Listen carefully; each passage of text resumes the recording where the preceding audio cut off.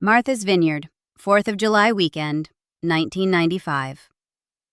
John F. Kennedy Jr. is on a fishing boat, and he has just asked Carolyn Bessette to marry him. She said no.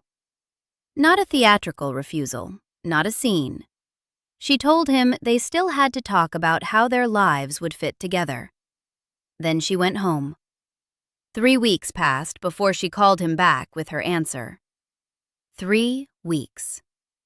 This was John F. Kennedy Jr., the man People magazine had named Sexiest Man Alive in 1988, the man who had been followed by cameras since he stood at his father's grave at 3 years old, the living symbol of a dynasty the American press had decided it owned.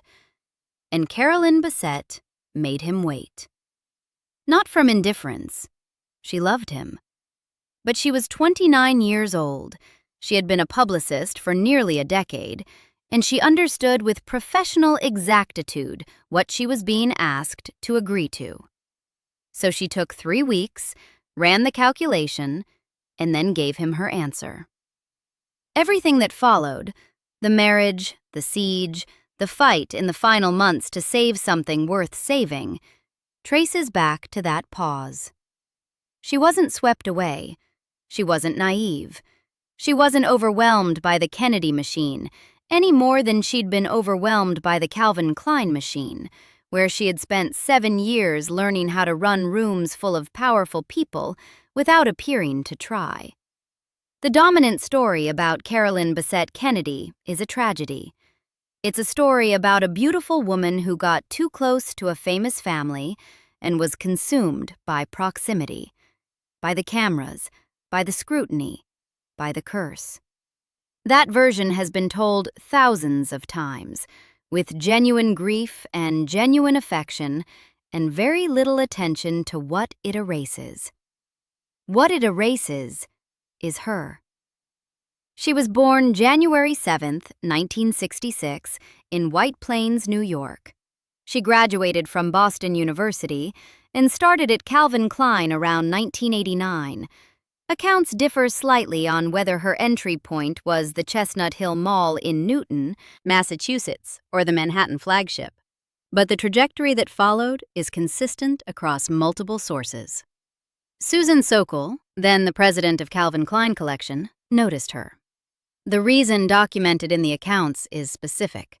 Sokol was struck by her grace and her instincts with clients. This is the professional vocabulary for something rare. The ability to make powerful, demanding people feel exactly as important as they believe themselves to be, without appearing to work at it. Sokol moved her into VIP client work. The names in that portfolio included Annette Bening and Diane Sawyer, the category of person where a misstep becomes a story. From there, Carolyn moved into publicity. From publicity into show production. By the mid-1990s, her title was Director of Show Productions at Calvin Klein, and she was earning a salary in the low 6 figures. The show production role needs unpacking, because it's easy to read past it. Calvin Klein's runway presentations in the 1990s were among the most closely watched events in the international fashion calendar, generating press coverage across multiple continents. The logistics behind a major runway show are architectural in scale. Model casting and scheduling, talent contracts, press credential assignments and seating charts that could start vendettas, staging and lighting coordination, the moment-by-moment schedule that has to hold in an environment specifically designed to look effortless. One wrong decision about who sits where, which editor gets first access, which model appears in which slot, any of it could create a story that damaged the brand for seasons. Carolyn was the person whose job it was to make sure none of those stories happened. That role required precision, composure under sustained pressure, the ability to manage competing demands from high-status people simultaneously, and a detailed understanding of how media narratives form and can be prevented. She was, in operational terms, a professional at controlling what story got told about a brand she didn't own. She operated at a senior enough level to be cited alongside figures like art director Fabian Baron and creative head Neil Kraft in the Calvin Klein Creative Circle. Claire Waite Keller, who started her career at Calvin Klein before becoming creative director at Givenchy, remembered the particular quality Carolyn brought to those rooms.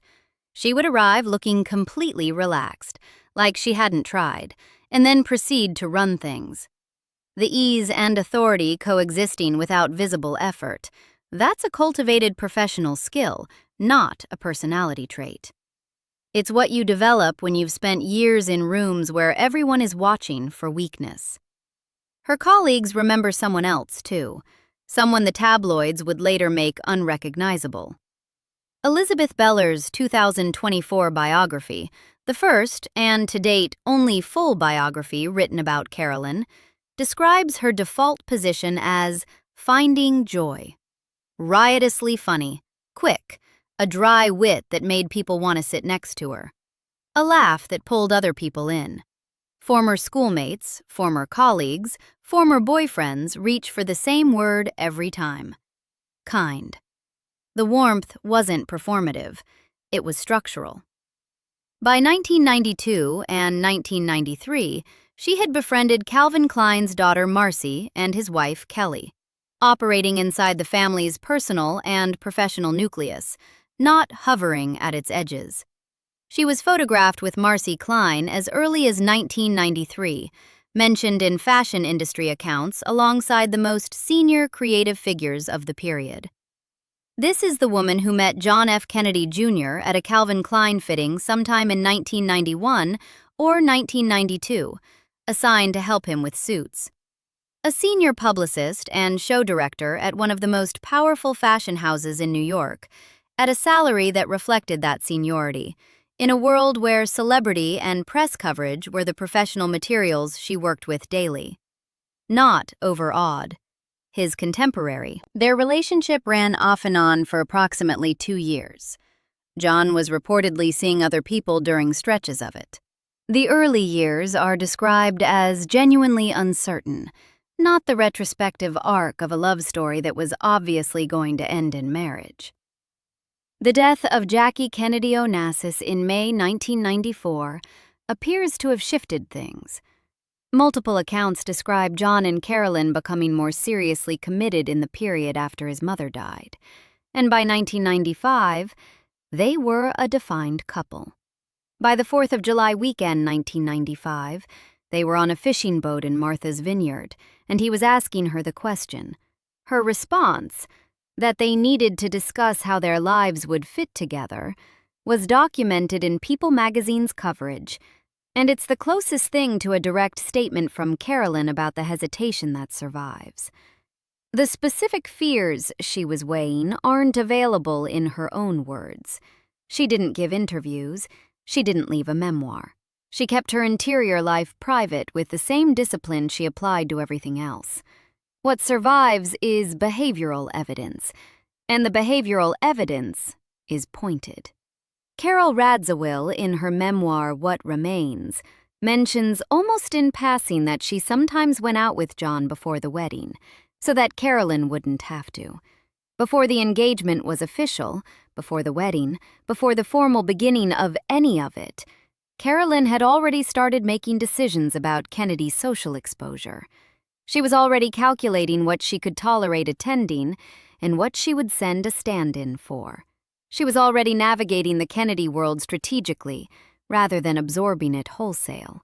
She was also, professionally, better positioned than almost anyone to understand what marrying into that world meant in media terms. Her career had been built on understanding how celebrity press functioned, how images were constructed, how narratives formed, how even the most calculated image management could be undone by one bad photograph. The woman who managed Calvin Klein's press credentials understood exactly how press credentialing worked. She knew, with a publicist's precision, that John Kennedy had been America's prince since boyhood, that any woman who married him would be photographed from the day of the announcement, would be measured against Jackie Kennedy's ghost and found wanting in various ways by various outlets on a rotating schedule. She would have understood this the way a surgeon understands the risks of an operation. Technically, specifically, without sentimentality. She said yes anyway. In late 1995, as engagement stories started circulating, Terenzio issued a public denial from John's office.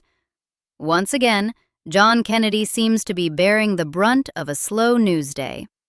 The stories circulating regarding an engagement are untrue. He isn't engaged. The statement was released partly to avoid overshadowing the launch of George magazine. Carolyn had just accepted his proposal. She was holding that knowledge in private, processing what it meant for the rest of her life, and the public management of that decision, its timing, its framing, was already being shaped around considerations that had nothing to do with her experience of it. The engagement would be announced when it suited his magazine launch. Her transition from private person to public figure would be managed on a press calendar. This was the first clear demonstration of what she had agreed to. She married him on September 21, 1996, on Cumberland Island, a barrier island off the Georgia coast. The ceremony was kept secret until after the fact. Location, date, guest list, all of it controlled with the precision of someone who understood that the first photographs of Carolyn Bessette as Mrs. Kennedy would define her public image for years. The dress was silk crepe, minimal, white, designed by Narciso Rodriguez, a designer she had met through Calvin Klein. Every detail of that wedding, the choice of island, the absence of press, the restraint of the dress, was a deliberate act of protection. She was buying time for a private life before the siege began. It worked for approximately 2 weeks. John made a public statement asking the press to respect Carolyn's privacy shortly after the wedding. The statement had essentially no effect.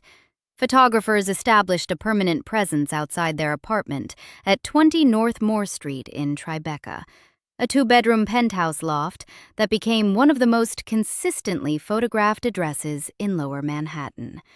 They were there in the mornings. They were there at night. They followed her when she walked, shouted at her to provoke a reaction, made every exit from her own building a negotiation. The scale of the harassment was documented in real time. By 1999, Carolyn and John reportedly went to file a formal police complaint. She had come out of the apartment. A photographer had followed her to a cab, then followed the cab across the city. Her home wasn't a refuge. Her neighborhood wasn't navigable. John Kennedy had grown up with this. His biographers note consistently that being the focus of media attention was second nature to him. He had developed strategies for it since childhood, had a relationship to it that was essentially normalized through decades of practice. Carolyn had not. She was 30 years old when she married him. She had understood the mechanism professionally, understanding how something works and being the thing it's directed at every single day aren't the same experience, and no amount of professional preparation could have fully bridged that gap. By 1997, the change in her was visible. Beller's biography documents the physical and psychological toll. She became thinner, bleached her hair blonder, held her body with more tension. She was retreating from public spaces, from social events, from anything that required moving through a camera gauntlet without the professional armor of a work context to structure it. The woman who had run Calvin Klein's fashion shows and filled rooms and laughed loudly was now engineering her own movements through the city like a security problem. Meanwhile, the tabloids were building a character out of the footage. Tabloids described her as cold, distant, difficult to reach, attaching labels like Ice Queen that have since become part of her public image, though the specific 1990s headlines generating those labels are harder to document than the retrospectives suggest. What is documented is the consistent pattern. She was characterized as inaccessible, unhappy, not performing the warmth and availability the press expected. Every person who actually knew Carolyn Bessette Kennedy describes someone else entirely. Radziwill calls her very touchy-feely, someone who leaned in, who made contact, who was warm in specifically embodied ways. Beller's biography describes her laughter as infectious, her quick wit as something that made people want to be in the room with her. Former schoolmates, former colleagues, former boyfriends, unanimously the same portrait, and none of it matches the tabloid construction. The tabloid construction and the friend descriptions aren't depicting the same person because they are drawing from different sources. The tabloids had footage of a woman refusing to smile at the photographers stalking her. Her friends had her actual personality. A woman who doesn't reward the person who followed her cab with a gracious wave isn't cold. She's declining to perform warmth for someone treating her daily life as a surveillance operation. In the 1990s media climate, that refusal was coded as a character flaw. A peer-reviewed academic article included Carolyn Bessette Kennedy as a specific case study in career curtailment among women who were public figures in the 1990s, documenting how sustained media targeting functionally ended the professional trajectories of women who hadn't consented to the exposure. The academic framing matters because it removes the event from the register of personal tragedy and places it in a documented structural pattern. This wasn't unique to Carolyn. It was a mechanism, and she ran directly into it. The Central Park argument on February 25, 1996, 7 months before the wedding, was photographed by the New York Daily News and published everywhere. A woman pulling at a man's hand, a public quarrel that became, in the tabloid reading, evidence of a relationship already fracturing before it formally began. Historian Stephen Gillen, in America's Reluctant Prince, documented what the fight was actually about. Carolyn's ongoing complaint that John let people walk all over him. She was telling her future husband, in Central Park in February, that he needed to stop allowing the people around him to take advantage of his name and his tolerance. She was pushing back on his behalf, on a dynamic she was watching from close range. Radziwill's assessment confirms the same picture. Carolyn wasn't afraid to get John angry, and John needed that. The woman the tabloids characterized as volatile was, in the account of Carolyn's closest friend, doing something that required specific nerve, being the one person in John Kennedy's orbit who didn't defer to the weight of his name, who told him when she thought he was wrong, who refused to soften her engagement with him as a courtesy to his celebrity. In a life where almost everyone around John had spent years adjusting their behavior around his status, giving him the benefit of the doubt, managing rather than engaging, Carolyn's refusal to do that wasn't a relationship problem. It was the most direct thing she brought to the relationship. 7 years at Calvin Klein ended when she left to marry him.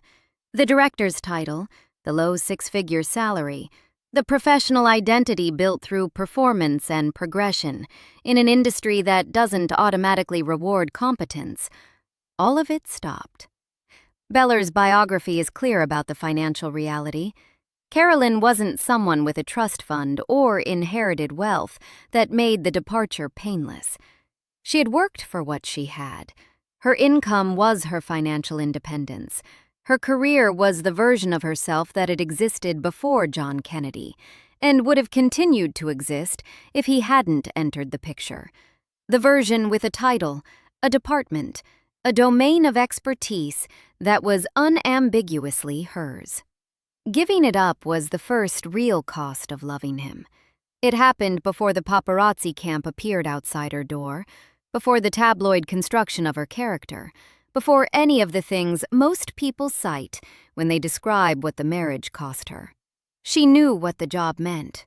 She left it anyway.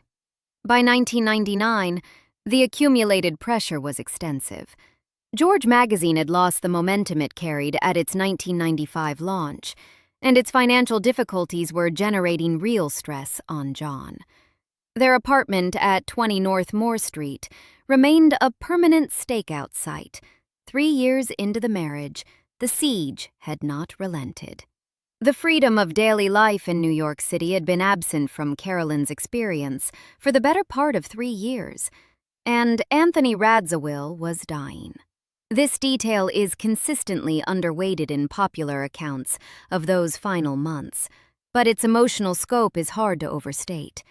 Anthony Radziwill, John's closest cousin, his best friend, the man for whom John had served as best man at his 1994 wedding to Carol, had been fighting testicular cancer since 1989. By the summer of 1999, he was in his final months. He died on August 10, 1999, 25 days after the crash. Watching your closest friend deteriorate while your marriage is under sustained public scrutiny and your professional situation is generating pressure from multiple directions simultaneously. That weight doesn't reduce to tabloid headlines about trouble in paradise. Radziwill wrote her entire memoir around the experience of losing both Anthony and Carolyn within a month of each other. The emotional scope of those weeks was catastrophic in a way that only makes sense when you hold all the threads together at once. Tabloids in this period reported divorce was imminent, a marriage effectively over. Terenzio disputes this directly and with specifics. Her 2024 oral biography, compiled with Liz McNeil from the accounts of people who were present in those months, challenges what she describes as the popular narrative that they were heading for divorce. She has been explicit about it. The picture drawn by tabloid coverage in 1999 wasn't what the people inside their lives were observing. The behavioral record in those final months is the strongest counter-evidence available. In March 1999, Carolyn and John began marriage counseling. That date is confirmed across multiple biographical sources. You don't begin therapy in March if you are planning a divorce in July. You begin therapy when you are committed to a difficult situation and believe it can be repaired. They were also looking at real estate outside New York City. American Legacy, the Kennedy biography, documents contact with a Cape Cod real estate agent. A New York Post report from July 1999 described a Connecticut property the couple had been pursuing, specific enough to note llamas grazing on the grounds, the kind of detail that only appears in reporting from someone who actually walked the land. Whether it was Cape Cod, Connecticut, or both simultaneously, doesn't change what the behavior means. In the final months of her life, Carolyn Bessette Kennedy was looking for a home in the country with her husband, where they could start a family away from the cameras that had made their Tribeca apartment a stakeout. Beller's biography adds one more detail from 1999 that the tragedy frame tends to erase. Through charitable work operating away from the press spotlight, away from the Tribeca stakeout, the Kennedy social obligations, the George magazine tensions, Carolyn was regaining herself. Beller describes her sprezzatura returning, the ease and natural command that had made her exceptional at Calvin Klein, the quality of arriving in a room and running it without appearing to try. She wasn't, in the summer of 1999, a woman in freefall. She was someone who had endured 3 genuinely hard years and was working, actively and deliberately, towards something better. A few days before July 16, 1999, John told Terenzio, "Carolyn's not going." Rory Kennedy's wedding. A Kennedy family gathering, a Kennedy obligation, exactly the kind of social duty that had been a sustained friction point throughout the marriage. Carolyn had articulated her reluctance to multiple people. She wasn't planning to go. Then she changed her mind. No surviving statement from Carolyn explains the shift. What there is, the documented context of a marriage being actively fought for, of counseling that had been running since March, of houses being evaluated together, of a couple that had not, despite everything, given up. The man she had chosen, slowly, deliberately, at significant personal cost, needed her at his cousin's wedding. The marriage they were both fighting to save sometimes required showing up to things you'd rather not attend. Her anxiety about flying with John as the pilot was real and documented. People close to her described it as stemming not from irrationality, but from pattern recognition. From the Kennedy family's accumulated history of loss, the specific anxiety of watching bad luck follow one family across generations, and wondering when it would arrive again. It wasn't a premonition. It was a woman applying the available evidence to a question about risk, and the available evidence for the Kennedy family in the 20th century wasn't reassuring. She got in the car. She drove to the airport separately. John was already out on the tarmac checking the Piper Saratoga when Carolyn pulled up. This means she arrived under her own power on the day after initial resistance, after having already told people she wasn't going. She made the decision, got in a car, drove herself there. The evening of July 16, 1999 was hazy. As darkness deepened over the Atlantic, visibility was compromised for a pilot without the instrument training sufficient for the conditions. At approximately 9:40 p.m., the Piper Saratoga went down off the coast of Martha's Vineyard. The NTSB's finding was unambiguous. The probable cause was the pilot's failure to maintain control during a descent over water at night, resulting from spatial disorientation. John had his private pilot certificate. He didn't have the instrument rating the conditions required. Carolyn was in the back seat next to her sister Lauren.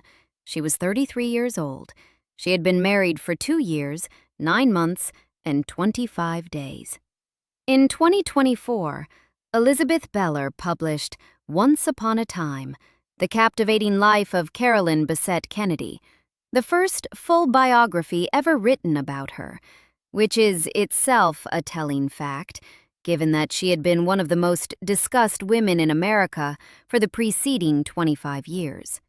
The book became a New York Times, Los Angeles Times, and USA Today bestseller. The Times ran its review under the headline, "Who was Carolyn Bessette Kennedy, really?" framing it, accurately, as a question that had been either unanswered or answered badly for a generation. Beller describes the book as having been written in an era that is much gentler on women like Carolyn Bessette. That's not a boast. It's a precise observation about what changed. A slow cultural reckoning with how 1990s media treated women who refused to perform accessibility for cameras they hadn't invited created the vocabulary and the distance necessary to read Carolyn's story with more precision. That reckoning is incomplete, but it's far enough along that the standard narrative, beautiful, fragile, consumed, can finally be recognized as what it was: the tabloid construction, taken as biography.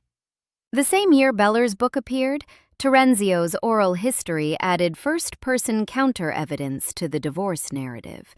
The same year, academic researchers included Carolyn in a peer-reviewed study of career curtailment. The same year, an FX series brought her story to a generation of viewers who encountered it without the 1990s tabloid frame pre-installed as the default lens. All of it arrived at the same question: who was she, actually? The answer was always in the record. Born January 7, 1966, she built a career from the sales floor to a director's title over 7 years at one of the most demanding fashion houses in New York, earning a low 6 figures through performance and progression, managing the logistics of internationally covered runway presentations, working in Calvin Klein's inner creative circle. She met a man at a fitting when she was in her mid-20s and dated him cautiously for years before deciding what she thought of it. When he proposed on a fishing boat over the 4th of July, she told him they needed to talk first. 3 weeks she spent with the question. She was a publicist. She knew what she was agreeing to: the cameras, the obligations, the scale of the attention, the loss of her privacy, and eventually her career. She knew it with professional specificity. She said yes anyway. Then she married him on a Georgia island in a silk crepe dress with no press present, in the most private ceremony available to her. Then, she absorbed 3 years of daily paparazzi harassment outside her own front door, watched a tabloid construction of her character replace her actual character in the public record, left behind the career and the financial independence and the professional identity she had built over 7 years. Then she started marriage counseling in March 1999. Then she looked at houses in the country where they might start a family. Then, on a July evening, she drove herself to an airport where her husband was already checking the plane and got on a flight she had initially refused, for a marriage she had decided was worth one more act of commitment. That is the whole story. Not a woman swept away, not a woman who didn't know, a woman who looked at the full cost of her choice every time and kept choosing it. The tragedy is real. So was the clarity. She deserves to be remembered for both. Subscribe for more stories like this.